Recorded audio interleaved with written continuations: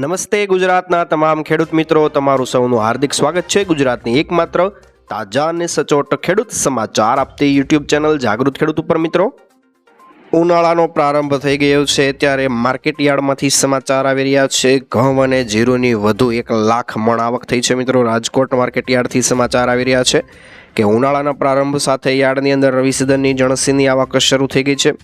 Rajkot market યાર્ડમાં છેલ્લા પખવાડિયા એટલે કે છેલ્લા 15 દિવસમાં 10 લાખ મણ કરતાં વધારે જણસીઓ આવી ગઈ હતી. હાલ ઘઉંની સિઝન ચાલતી હોવાથી ઘઉંની મબલખ આવતરાય થઈ રહી છે અને આજે પણ 1 લાખ મણ ઘઉંની આવક થઈ હતી. ચણાની પણ 1 લાખ મણ આવક નોંધાઈ હતી. યાર્ડની અંદર હોળી ધૂળેટીની રજા બાદ યાર્ડ ફરીવાર ધમધમવા લાગ્યું છે. ધૂળેટીના દિવસે બપોર બાદ ખેડૂતો પોતપોતાની જણસી લઈને યાર્ડમાં આવતા યાર્ડના ગેટ પાસેથી લઈને 3-4 કિલોમીટર સુધી લાંબી લાઈનો લાગી હતી અને 2000 કરતાં વધારે વાહનોની લાઈન લાગી હતી.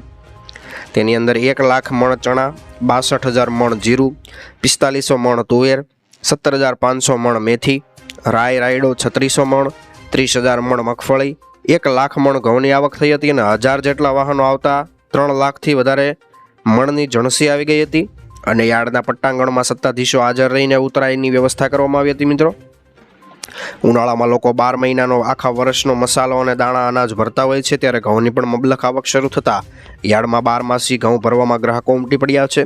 ભાવમાં પણ ખેડૂતોને ફટકો પડ્યો છે, પરંતુ ગ્રાહકોને તેનો કોઈ પણ જાતનો ફાયદો નથી મળ્યો.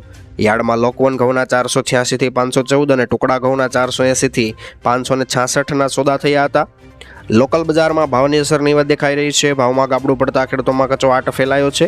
મસાલાની સિઝન હોવાથી જીરુની પણ બમ્પર આવક થઈ રહી છે. 62,000 મણ જીરુની આવક થઈ હતી. જીરુની સુગંધમાંથી સમગ્ર યાર્ડ મહેકી ઉઠ્યું હતું. યાર્ડમાં હાલ જીરુના ભાવ 4,000 રૂપિયાને આંબી ગયા છે અને આજે 3535થી લઈને 3960ના ભાવે સોદા થયા હતા. આગામી દિવસોમાં ભાવ વધવાના એંધાણ પણ વર્તાઈ રહ્યા છે. ઉલ્લેખનીય છે કે ગત વર્ષે જીરુના ભાવ 10,000 કરતાં પણ વધારે બોલાયા હતા. ત્યારે એપ્રિલ-મે મહિનામાં નવા જૂનીના એંધાણ ચોમાસું કેટલે આવશે તેની આગાહી. જાણો રમણીકભાઈ વામજાની આગાહી. તો ગુજરાત સહિત આખા દેશમાં હોળિકા દહન થઈ ગયું છે અને ફાગણ પૂર્ણિમાના દિવસે હોળીનો તહેવાર ઉજવાઈ ગયો છે. હોળીની જ્વાળાઓ આપણને ઘણા બધા સંકેત આપતી હોય છે ત્યારે ગુજરાતમાં લોકોએ હોળી પ્રગટાવીને ઘણા બધા સંકેત મેળવ્યા છે, જેમાં હવામાન નિષ્ણાંત આગાહીકાર એવા રમણીકભાઈ વામજાએ હોળીની જ્વાળાને લઈને આગાહી કરી છે કે હોળીની જ્વાળા પરથી અલગ અલગ આગાહીકારો પૂર્વાનુમાન કરતા હોય છે. ત્યારે આગાહીકાર રમણીક વામજાએ જે આગાહી કરી છે તે ખૂબ જ ખતરનાક આગાહી છે. તેમણે જણાવ્યું છે કે આ વર્ષે દેશમાં કોઈ મોટા નેતાનું અવસાન થશે, સાથે જ રાજકારણમાં ભારે ઉથલપાથલ થશે. આ વર્ષને જોતા અનાજ મોંઘું થશે. આગાહીકાર રમણીક વામજાએ ખેડૂતોને માટે ખૂબ જ મોટા ખુશખબર આપ્યા છે કે આ વર્ષ ખેડૂતો માટે ખૂબ જ સારું રહેશે. વરસાદ ખૂબ સારો થશે. 16 આની જેવો વરસાદ થઈ શકે છે, પરંતુ એપ્રિલ અને મે મહિનામાં માવઠાની શક્યતા દર્શાવવામાં આવી છે. હોળીની જ્વાળા ખૂબ જ ઊંચી થતાં ગરમીનું પ્રમાણ પણ વધવાનું છે. ત્યારે ચોમાસાને લઈને હવામાન શાસ્ત્રી અંબાલાલ પટેલે પણ આગાહી કરી છે. મિત્રો, કે હોળીની જ્વાળા નૈઋત્ય અને પશ્ચિમની હોવાથી ચોમાસું સારું રહેશે, તો માવઠું થવાની શક્યતા પણ રહેલી છે. રાજ્યમાં 20 માર્ચ બાદ ગરમીમાં વધારો થશે અને અગ્નિની જ્વાળા સીધી આકાશ તરફ, પૂર્વ દિશા તરફ, પશ્ચિમ દિશા તરફ જવાને લઈને શાસ્ત્રોમાં ઉલ્લેખ કરાયો છે. ત્યાં જો હોલિકા દહનની અગ્નિજ્યોત દક્ષિણ દિશા તરફ જતી હોય તો તેને અશુભ માનવામાં આવે છે. અંબાલાલ પટેલ દ્વારા હોળીની જ્વાળાને લઈને શુભ સંકેત આપવામાં આવ્યા છે. મિત્રો, અંબાલાલ પટેલના જણાવ્યા અનુસાર આ વખતે હોળીની જ્વાળાઓ પશ્ચિમ દિશામાં જોવા મળી હતી અને સાથે જ હોળીની જ્વાળાઓ ઉત્તર દિશામાં પણ જોવા મળી હતી. આ વખતે ગુજરાતમાં ચોમાસું ખૂબ સારું રહેવાનું છે. આ વખતે ચોમાસામાં લો પ્રેશરને કારણે રાજ્યના વિવિધ વિસ્તારોમાં વરસાદ પડવાનો છે. મિત્રો, તેના કારણે ખેડૂતોને મોટા પ્રમાણમાં ફાયદો થશે અને તેમનો પાક સારો રહેવાનો છે. ઉલ્લેખનીય છે કે હોળી ધૂળેટી એટલે કે એકબીજાના પ્રત્યેની કડવાશ દૂર કરીને સંબંધમાં મીઠાશ ભરવાનો અનેરો ઉત્સવ છે. દેશ હોય કે વિદેશ હોય, આજે આ તહેવારનો અસલ રંગત અને પરંપરાગત રીતે ભારતમાં ઉજવાતો આવ્યો છે. ત્યારે ગીર સોમનાથ તાલુકાના જે ખેડૂતો છે તેમના માટે મહત્વના સમાચાર આવ્યા છે. મિત્રો, સોમનાથ જિલ્લામાંથી જામવાળા ગીરમાં આવેલો શિંગોડા ડેમ કોડીનાર તાલુકાની જીવાદોરી સમાન ગણવામાં આવે છે અને ડેમ આશરે 50 વર્ષ પહેલા નિર્માણ પામ્યો હતો, જેના દરવાજા 44 વર્ષ પહેલા લગાડવામાં આવ્યા છે. ડેમના કુલ 6 દરવાજા છે જે 4 દાયકાથી અડીખમ ઊભા છે. હવે સેફટીના ભાગરૂપે ડેમના દરવાજા બદલવાની કામગીરી હાથ ધરવામાં આવી છે. મિત્રો, ડેમના દરવાજા ખોલવામાં આવતા 3 દિવસ સુધી એલર્ટ આપવામાં આવ્યું છે. તેને લઈને ડેમની અંદર રહેલા પાણીને ખાલી કરવાની કવાયત શરૂ કરાઈ છે. દરવાજાના લેવલ સુધી પાણીને ખાલી કરવામાં આવી રહ્યું છે. તેના કારણે દરવાજા ખુલ્લા મૂકવાની ફરજ પડી છે. તેના કારણે ડેમના કાંઠા વિસ્તારમાં આવતા ઘાટવડ, સુગાળા, છાછર, રોનાજ, દુદાણા, ઈચવાડ, કોડીનાર સહિત કોડીનાર સહિત 12થી વધારે ગામોને એલર્ટ આપવામાં આવ્યું છે અને ડેમના દરવાજા ખોલવામાં આવ્યા છે. 3 દિવસ સુધી એલર્ટ આપવામાં આવેલું છે. સૌપ્રથમ એક ગેટ ખોલવામાં આવશે, ત્યારબાદ અન્ય ગેટોને પણ ખોલીને 3 મહિના સુધી કામગીરી ચાલવાની છે. 20 કરતાં વધારે ગામોના ખેડૂતોને લાભ થવાનો છે. સામાન્ય રીતે ચોમાસામાં નદીમાં પાણી વહેતું હોય છે, પરંતુ આ વર્ષે શિંગોડા ડેમમાં રિપેરિંગ કરવાનું હોય તેના કારણે ડેમનું પાણી છોડાતા ભર ઉનાળે નદી વહેતી થઈ છે. તેનો સીધો લાભ 20 ગામના ખેડૂતોને થવાનો છે. એટલું જ નહીં મિત્રો, ગ્રામ્ય વિસ્તારોને ઉનાળામાં પીવાના પાણીની સમસ્યાનો પણ હલ થશે. જોરદાર તાપ અને ગરમી વચ્ચે ખેડૂતોના કૂવાના પાણીના તળ પણ ઊંચા આવી જવાના છે. ખેડૂતો માટે ખૂબ જ કામના સમાચાર કહી શકાય તો યોજનાની અંદર મિત્રો ખેડૂતોના પૈસા ડબલ થઈ જવાના છે. સરકારે તમામ પ્રકારના ખેડૂતો માટે કિસાન વિકાસ પત્ર યોજનાની શરૂઆત કરી છે અને ખેડૂતોએ યોજનાની અંદર પૈસાનું રોકાણ કરવાનું છે અને પાત્રતા ધરાવતું ખાતરીપૂર્વકનું વળતર નહીં પરંતુ તમને બમણા પૈસા મળવાના છે. જે મિત્રો તમને વળતરની તો ગેરંટી આપે છે, પરંતુ બમણા પૈસા થઈ જશે તેની પણ સરકાર દ્વારા ગેરંટી આપવામાં આવે છે. આ યોજના હેઠળ ખેડૂતોને રોકાણ કરી આવશે તે પૈસા ઉપર 7.5% વ્યાજ આવશે. આવી સ્થિતિમાં ખેડૂતોના પૈસા જે 120 મહિનામાં ડબલ થઈ જતા હતા તે હવે 15 મહિનામાં ડબલ થઈ જવાના છે. યોજનામાં લઘુત્તમ 1000 રૂપિયાનું રોકાણ કરવાનું છે અને તમારે આ માટે પોસ્ટ ઓફિસની અંદર જઈને ફોર્મ ભરી દેવાનું છે. બાગાયતી ખેતી કરતા ખેડૂતો માટે મહત્વના સમાચાર આવ્યા છે. જૂના બગીચાનું નવું સર્જન કરવા માટે 50,000 રૂપિયાની સહાય મળી જવાની છે. જે કોઈ પણ ખેડૂત મિત્રો બાગાયતી ખેતી કરી રહ્યા છે અને જેમને આંબા અને લીંબુના જૂના બગીચા છે તેમના નવસર્જન કરવા માટે સરકાર દ્વારા સહાય આપવામાં આવી રહી છે. આ યોજનાની અંદર જે કોઈ પણ ખેડૂત મિત્રોને આંબાના ભાગના અંદાજિત 30 વર્ષથી વધુ અને લીંબુના પાકના 20 વર્ષથી વધારે જૂના જો બગીચા હોય તો તેમના નવીનીકરણ કરવા માટે ખર્ચ સામે સરકાર દ્વારા સહાય આપવામાં આવી રહી છે. યોજનાની અંદર વાત કરીએ તો આંબાના એકમ ખર્ચના મહત્તમ હેક્ટર દીઠ 80,000 રૂપિયા, કટિંગ અને પ્રુનિંગ એટલે કે છટણી અને કાપણી કરવા માટે એકમ ખર્ચ, સાધનોની સર્વિસ વગેરે કરવા માટે 40,000 રૂપિયા પ્રતિ હેક્ટર આપી રહ્યા છે. ગેપ ફિલિંગ એટલે કે આંબાઓની વચ્ચેની જે જગ્યાઓ હોય છે તેની વચ્ચે નવા રોપ મૂકવા માટે 20,000 રૂપિયા પ્રતિ હેક્ટર ખર્ચના 50% અથવા તો મહત્તમ 40,000 રૂપિયા હેક્ટર, બેમાંથી જે ઓછું હોય તે સહાય આપી રહ્યા છે. અને લીંબુ પાકની અંદર એકમ ખર્ચ મહત્તમ ₹50,000 રૂપિયા પ્રતિ હેક્ટર, જેની અંદર કટિંગ માટે મશીન, સાધન, સર્વિસ વગેરેમાં મહત્તમ ₹20,000. આવી રીતે અલગ અલગ આંબા અને લીંબુ માટે 0.20થી લઈને 2 હેક્ટર સુધીની મર્યાદામાં સરકાર દ્વારા સહાય આપવામાં આવી રહી છે. તો બાગાયતી ખેતી કરતા ખેડૂતો જરૂરથી લાભ લઈ લેજો. સરકાર આપી રહી છે 1 લાખ રૂપિયાની ભેટ. ખેડૂતો માટે સોનાની તક આવી છે. અનાજનું ગોડાઉન બનાવવા માટે સરકાર આપશે 1 લાખ રૂપિયા સુધીની સહાય. તો ખેડૂતોના હિતમાં ગુજરાત સરકાર દ્વારા અનેક યોજનાઓ અમલમાં મુકાઈ છે. ત્યારે અનાજના અને પાકોના સંગ્રહ માટે મુખ્યમંત્રી પાક સંગ્રહ માળખું યોજના મહત્વની યોજના છે. આ યોજના હેતુનો ખેડૂતોને તેમના પાક માટે સુરક્ષિત અને કાર્યક્ષમ સુવિધા પ્રદાન કરવાનો છે, જે તમને સંગ્રહ સુવિધા પ્રદાન કરે છે. હવે 1 લાખ રૂપિયા સુધી તેની સહાય પહોંચી ગઈ છે. મિત્રો, ખેડૂતોની ઉપજને લાંબા સમય સુધી સલામત રાખવી એ બજારમાં માંગ વધતી વખતે સારું મૂલ્ય મેળવી શકે તે પાક સંગ્રહ માળખા માટે ખૂબ જ જરૂરી છે. ઘણી બધી વાર સંગ્રહના અભાવે ખેડૂતોને ઓછા ભાવે પાક વેચવો પડે છે અને તેના કારણે આર્થિક નુકસાન થતું હોય છે.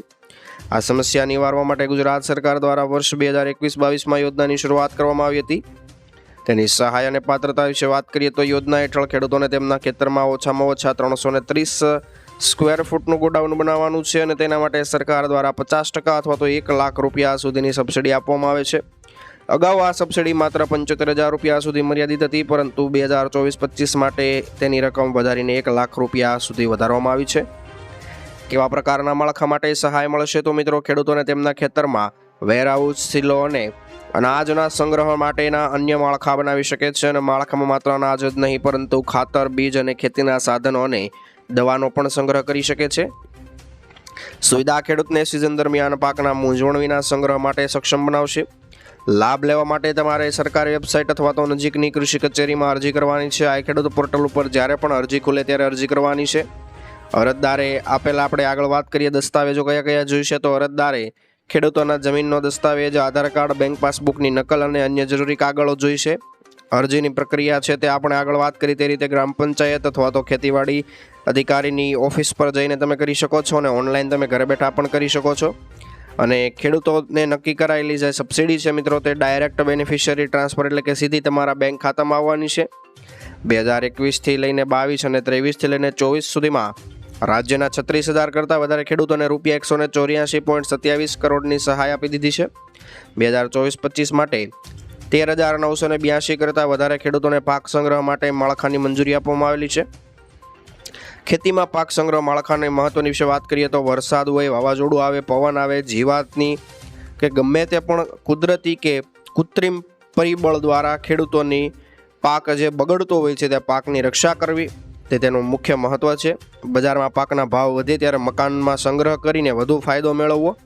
ખાતર, બિયારણ અને ખેતીના સાધનોનો સુરક્ષિત સંગ્રહ કરી શકાય છે મિત્રો, અને આવી રીતે તમે ખેતીની આવકમાં વધારો કરી શકો છો.